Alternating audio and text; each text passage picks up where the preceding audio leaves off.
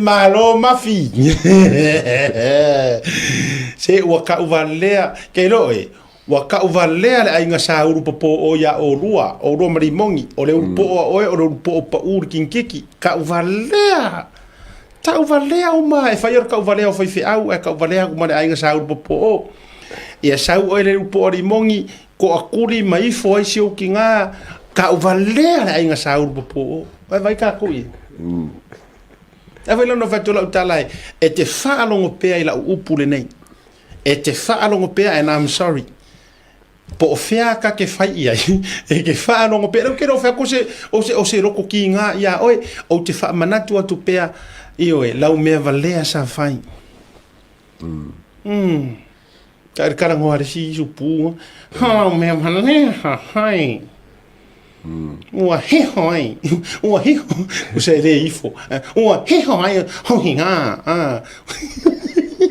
ua ifo i se ukinga ka lo whai ta uvalea mātua i le tua i ngā tamaititi ta fio lai le ti ofa medisia uo le aka o medisia uo ma fele lei whakasi me marka maro o mawaki wakwai mawaki o mai se na ngor fasa moanga o mo feta o mo feta o mo feta mo ka o fai o kama o ka kai mo o yo mo it o mai ma fel lifa kasi mai o va ko fa mai rola o nga fa mai e vai ma kari e fa merka malo o mo wati na mai se kele fo le ngaso le ka valea le tapi piora ka mauru po ore alo para ndo man ko fa etiava fa kasi la uri fa mai e anga i loa sa mo o le kele o me la ya ko le fa le ore ri do me nga mai o me va di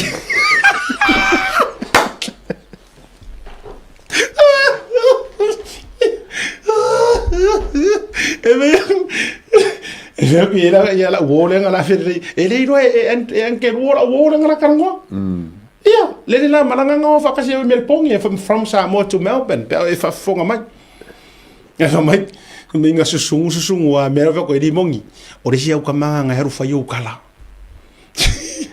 awa ki se ki era ka mo po nga lo tia va fo wa man ko e matura tia va di mongi e matuli mongi ko ngora inga e fo la tia va le rak ai vai rims o ngai limu ngai fa yo ele ide io fa mo me o ngai kele ngai lau papa ma me ngai fa iro fa le nga me o kelo me nga me mai o mna vale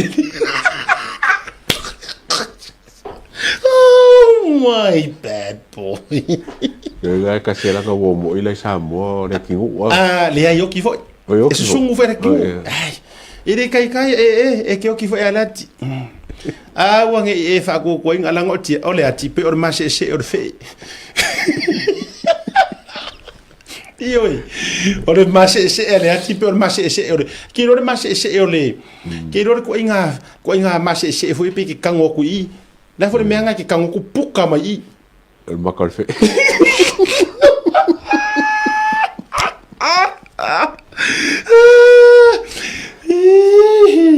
oi ka fiola ka fe yele nga fa pe o roi ke o ka ua me kanga ngami e kun kongi maria kwa ngai kama me ngai lingi me io ko anga la ka vale o ele los ka vale amba ka le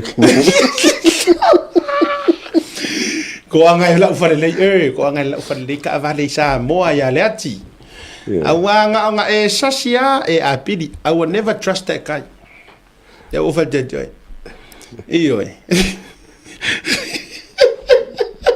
o la yanga ka ma vogare pike kango ku paku e si piku a ka fa vai ro rima ko me ko ai paku ai o vai dima o somu so di ki sparu eroi o la fa ku sanga ka fa ku sa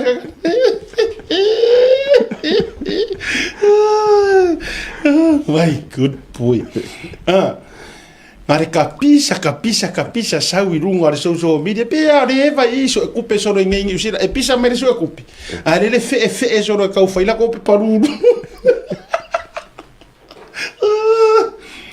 o fe e alo fia maume ora kala le va kur ka kare ori mong o fe alo fia million ia $1 million man ala me kere foi fan de menga la me le avera ku pe la me ale nga ko soli se mo ko havale akele le ma o te no ma fo angor mele ta ore o tangata ai le ma e ngalo ya ia wo vale bo fa vale mangala e ngango fo ya kure ya to fa mai e saufia mau mea mai claim that he has so much money many plenty ai o mai ngai o mai fele ru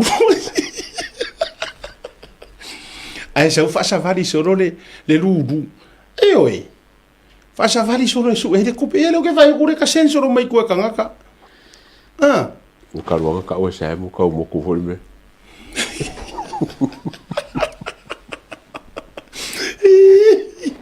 Julie au ke vai aku le ataua o le mafuanga le a Samoa o tangata ni to lua se fai la o kama analysis le yeah ele se theory o le mea mo ia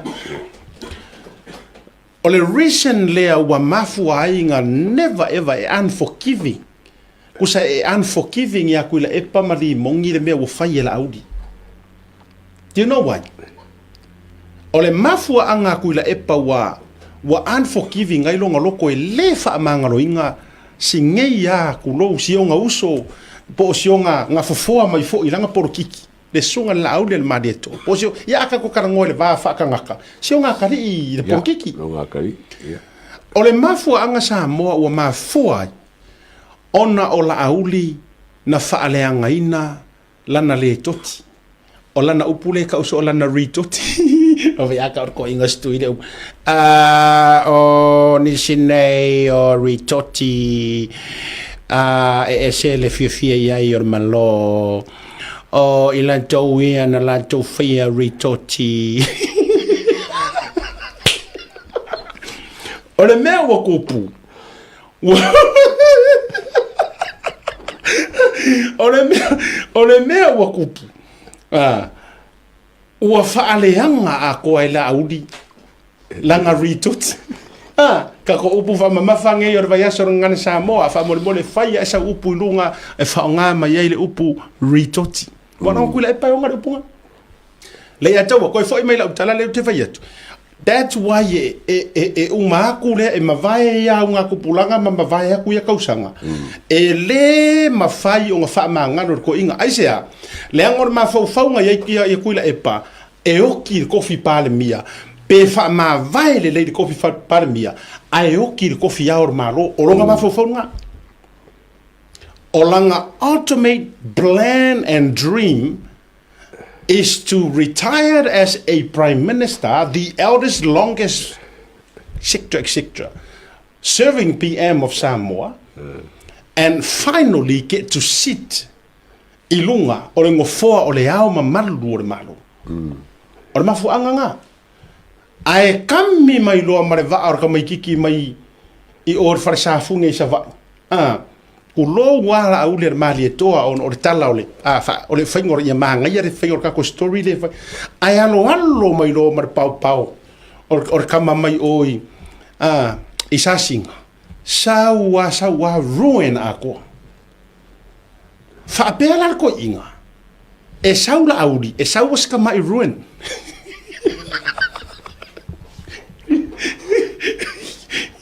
Apres como ritot. Kusa longa mafau. Lenga foi o langa kala lenga fai. O fia me kusa langa kala fa loko I fali. O fia me nga mafu ai. Nga sao le va la auli ko kong. O nga walu fia me la lango kusa longa mafau nga lela nga makua I sao wai langa opposition lenga fai. Lenga o lailo na mafau okay. Fia me se ke fia har foi o ele wo ki me anga e sau peke o sa ira o kingianga o kingiai oi. Ai sau pe ka kuku ele kai sau la kikira o me na utopu ngo follow se sila le master plan le ka uko to ya ngo follow ka maloa makos le fei ka ngai e single out la ngai ka ya la audi ai kau fai ai kau fia le ya fia me na fai ar mingi o to mo mai Samoa ona o lona manatu a ko e foi mai fia me ya come back to me mama If Mama May will come back to me, Love you, Mama. Papa will open his hand and welcome back Mama. Ole plan nga. And also, not only Mama will come back to Papa, but small. Ole kau ora ora ia. Vitot. Ole mea ngang kupu. Ai whai ngā e ngā. O I lea o ke whai aku pea, and I will always say this to you, and I say directly to you kula epa. Ua whaafia ma whaafia ngā e whai ai lo wha mawalunga. E ke rei karikongu ea ua whaako ilalo o e lea tua. Can somebody kipi kisi this and cut it and send it to him? E ke reo karikongu ea ua whaako ilalo o e lea tua. It is not you, it is not Fia Me, it is not Olo, it is not anybody else. It is God alone. Somebody send this to him. It is God alone. E le o le fika, e le o le malosi, a o le anganga o le aku. Mafuanga le o mai le so, e ke ki ngā pea, e ke le whaamanga loinga la auli ar mali toa. Le anga ua whaaleanga a koe la auli. Lau fau ke le nga e fia o kumkumu. Ko mare I o e kulepa. Me I mai kala asiaka. Me I mai kama ila ikiki leo ni mongi kama I musimosi da. Kuloa, leu karangua kul makai. O le makai o le ala le pure le se makai kaudia. Kuloa piko I vaikele. E le se makai whaavae o le akungu o sa moa. E le aisonga, e le ikaua songa kaua, e le isa iri malo. Nothing. Nga o le ala ngā upua whasa moa lele. O lo wala I le pule o le kaukua paua ngā. So o koe ngā makai e le kaudia. Ala ngā ke whakuai. E le kaudia foi oi kongo le pare mengi.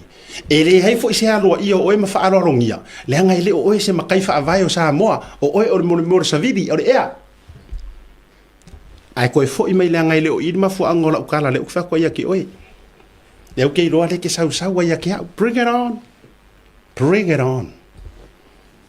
Era ka. Ioi. O oe. O le mafu anga le le ke unforgiving ai fo ia la audi. O le mafu anga le ataua. Le anga nga koi kiki o ronga mafau. E au le mingiska o le lua afe lua kasi. Anga fo o le sika nga kale anga o loanga nga kami kua, nga kami solo. E fia, e loa fo eska mo kupai Rico. Kasi lea ka nga ka o makua le anga o le loko ia nga ia. Kami o mingiska Rico. Ai associate mingiska. Kire koe fia ke pari mele nga. Awange ingalo. O le officer ngai ngafai koe por kalamea. Di mongi. O le officer ngai ngafai koe por kalamea lau kama lele. Le nga makua expose koe ai ruma. Le miliongia palangi fo ilele. Makupa Rico. Awange ingalo. Awange ingalo o kangaka ngaku ku o le mea nga. Fai mai pea. Eoi. Fai mea se ia kumu. E kumu loa la ukulanga dede kai kumu. E kumu loa runga ia kia. Vai lo Samoa. I kanga karenga ukua mai mea ia ikua. O le mele le i kai le lila. Le anga nga yailonga mafau. E koe pale mai loa le HRPP le lua whirua kasi. O nga whako asongi lo le se mingiska la nga la aoki ma la apere fia mingiska. E le pare kula pa ngame. Nei ele vale ele o se vale o kuila epa. Ulo e sa oe.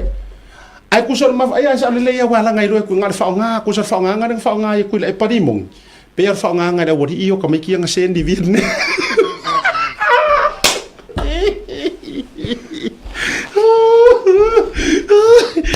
O le fa nga ngal fa nga i oi. Ele ese mar fa nga ka mai ki nga kudi ngai Vietnam. Ya wo fa ku ya ki e ke fiu e ke fia ika ma e fia ia ki au. Bring it on. Ya. O le mea ngā lenga whao ngai e kuila e pa. Limong i whao nganga ka mai ki e. Os. Ire. There. Whao nganga ngai whao ngā mai oe. Ala le ngā ku ngai ka mai ki e a. E lengi ka mai ki ngā whiola mai ngi o langa leanga ka mai ki loloku. Mau aku kala res ka mai ki nga hola e se o langa i ko. E ola i Samoa i se fale o se au ngā le ku res ka mai ki. Mai. Ai ua whao ngā. whaonga whaolo a kaua, weaponize, e aru e whaile mea lea wangi. O maua ku whawhakala. O le mea saoanga ku e kupu au laiki. Ngā wa umanga whai o le mission lea, e so sola whaapea aku i o Cambodia e saoai, ai ako i ngā makiri i ngā pepe i makivinga, ma uma kua i ngā here koe o mai Samoa. Ai e iai a lea lofa kau muri muri ka i o lea tua. E le o alofa mafia fia lea kua i le mea ua whai. Awanga ingara, e ingo lea kua i le angasala, ai alofa i le kangaka angasala. Manga kua, o mawhau whau ka making i wa corrupted onga o mea i anga fola ma mea i whai i ingi kaui. Ai le kai o oro la mana malama, e le mo ingo se foi whae e kau. Ai umolong wha kingo le mea lea, o la ua o la pisi. Ka afkai le anga le lei o lea kua, e uia ua maua re kula fongo, pa o le mea inga ia expose ingi mea ke kele o roi kua. Ko e foi mai wha uma koe la ukala ia li mongi. Mea lea le mafuanga e ika lea ngā ia koe o ia la audi. Wa ruin fo ia la audi. Le history o lo o langa wha porkiki. Wa e le songi se meka o se mingiska. Mala i o lau fe, e lea moa o engi leo leo, po rea ke me ke oki.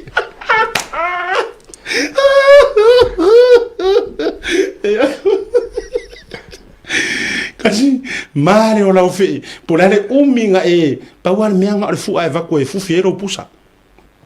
Pe oki. Ai mala o fe, e amoa kuai, e si lea moa ngā mau ure. Mua đầu bọ mua đầu bọ nó mua sa va fonga ya ofiri ma onelis so le mo qua pa ring ya ofiri so ye wa nga ofiri me ofiri qua tau ile lo ya le fa kwela kala bele that's why ola o fongo koe e o kanga kalia poco le ia fai me oile na le nga langa no fai le langa no wa kula langa fongo koe to be completely honest no se fa kula ukala le a o fongo koe ua levanga kau va i longa sua fa aika o fa aita ua levanga kau va mai la romangu ia le paka i ku pai lunga ua levanga kau va var kanga karea ma le ai foi se sui ale pakanga o mariu tawa kitiona pe fa kasi pe fa lua o even more fiu e ka mo fai aku ele sao ya ka wa kionga me I mai loi I sa ro rani I longa la wofo pia fono toi o I la lenga sao I lo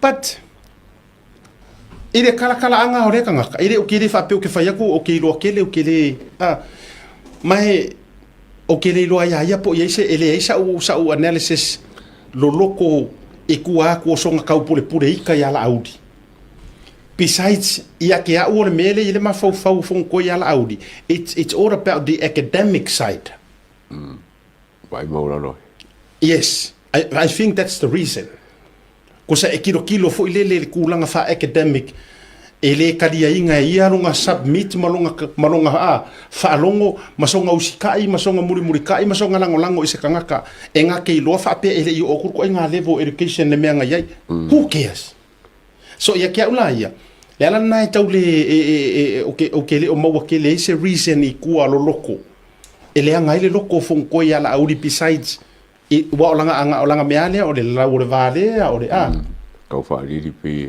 amu pe o le lua la le ya ku le e pa mari mongi o le ma kila reason ya ona nga le to malo mai ke le fi pe ga de mo ava wa le vang o solo a call for people le ya tau ana mai la cases kaksu e sa mo levanga uma